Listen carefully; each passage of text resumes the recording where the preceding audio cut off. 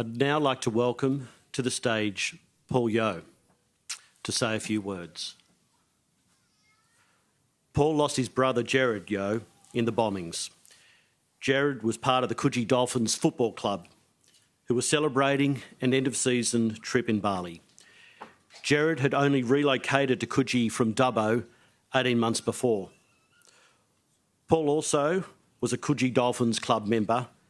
He and two of his sisters, Greta and Megan, flew to Bali in the aftermath to search for their brother.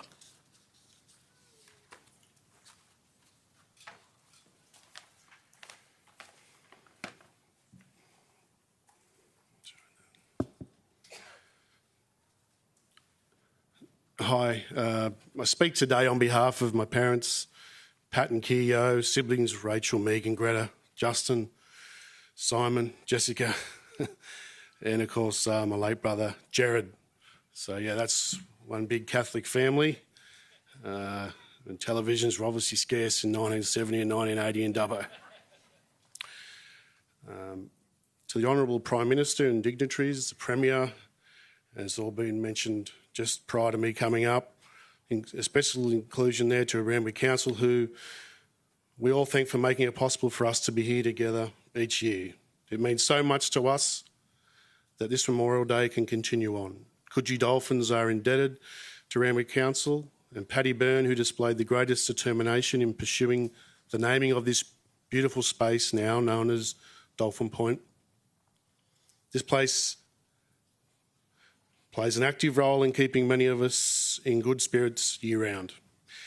It's here forever to ensure those are never forgotten.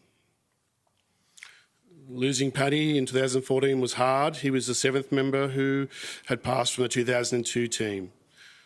After displaying rare character on the fateful night with his selfless acts saving lives, he then returned home to continue the amazing effort.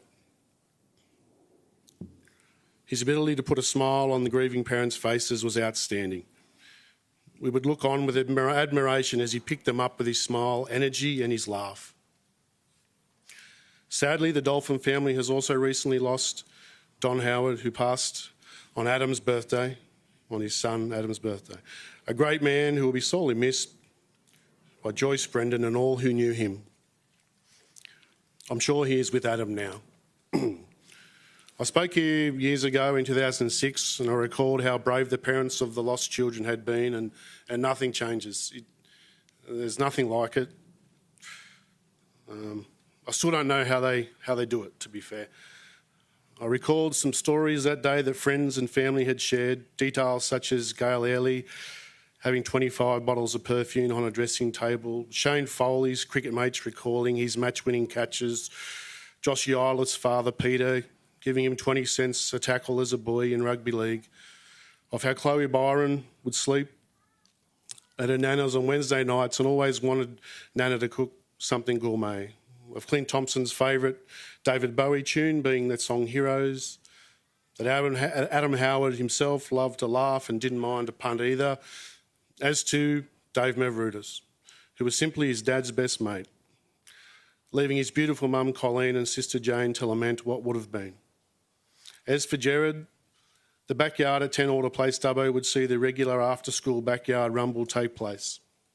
Lots of kids, and then you'd hear it, "Where's Jez?" And he'd yell back from inside, "I'm inside making pancakes," and that name stuck with him when he moved down to Coogee. He was known as Pancake amongst the Coogee Dolphins League Club. When Gerard first got to Sydney to start his plumbing trade with myself and good mate Ross Clark, we thought what a better way to get a young fella into the community is to have a game of football. So the three of us, with our mates Chris Dooley and Sean Townsend, joined the Coogee Dolphins. The team had as many bush boys as city boys, and it was a great mix. Socially, we were great, and we could play a bit too, but fell short that year. As the year closed out, the annual trip away beckoned. However, with personally my wife and I expecting our first child, Joseph, 6 weeks after Bali, I was a non-starter. And I was shocked when Jez told us that he was going on the trip. I can't tell you how many times I tried to talk him out of it. I genuinely thought he wasn't ready. His habit of wandering off after a few drinks was a concern. But he was locked in. As he told us, he was off to Garuda. And the giggling started, and we let him go like a close-knit family would, and just played on it. And then eventually someone told him he was actually flying Garuda to Bali. In everyone's life, there are difficult situations and decisions to make. Myself and two of my sisters, Megan and Greta, as you've just heard, along with Alex Rubner, were able to fly to Bali the next day.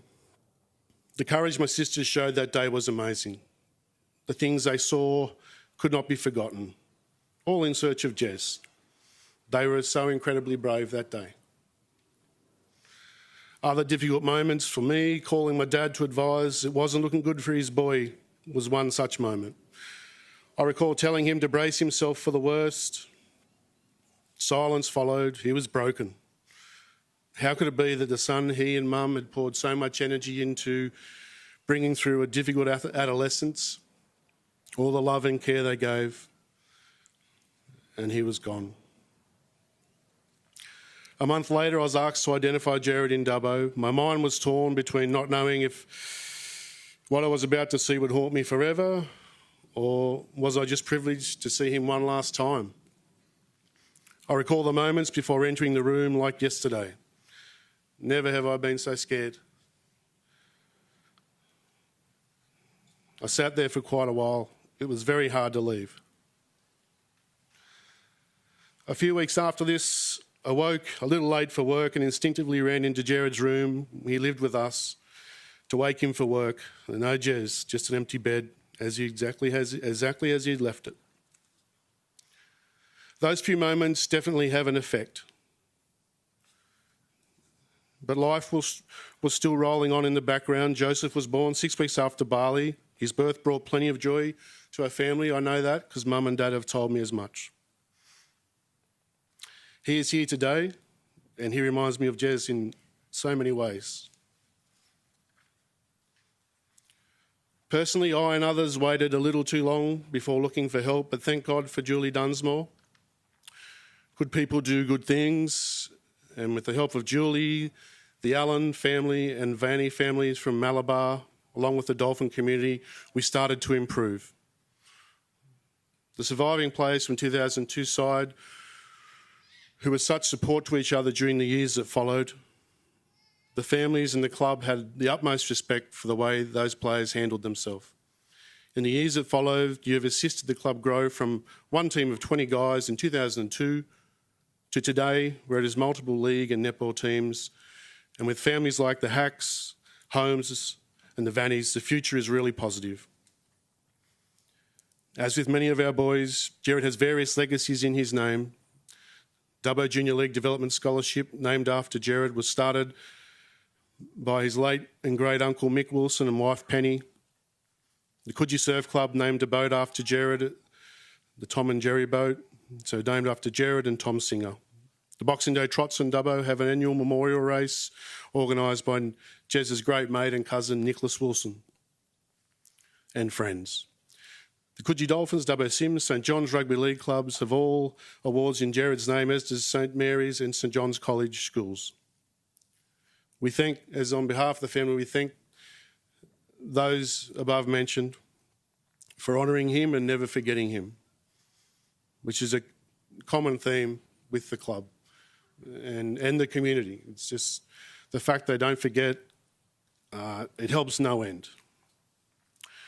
Gerard will be so proud of his nieces and nephews. We're sure he's looking over our daughter Belle and niece Asha today as they start the HSC.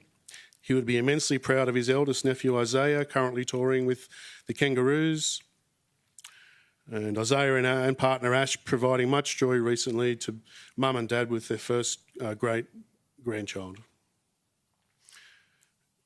As a club and a family, we get so much out of these days. This place is so special. We can't emphasise that enough. It really is.